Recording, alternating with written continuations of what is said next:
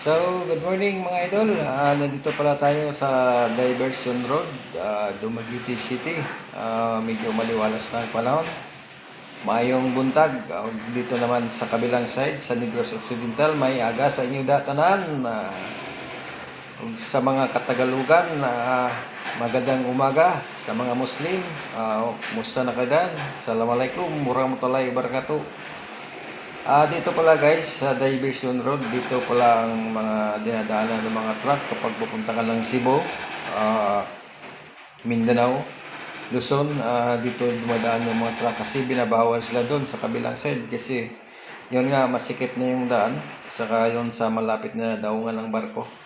So bawal sila magpaparada doon, kaya minsan dito punong-puno yan dito ng truck. Dito pag gabi, ang dami ngayon, wala na kasi kakaalis na kasi may barko kagabi, kanina madaling araw, so nakaalis na sa lahat. Minsan dito puno-puno yan dito kasi dito lahat sila nagpaparada, no? Habang naghihintay ng ilang mga booking pasakay sa mga barge papunta sa ilang mga destination.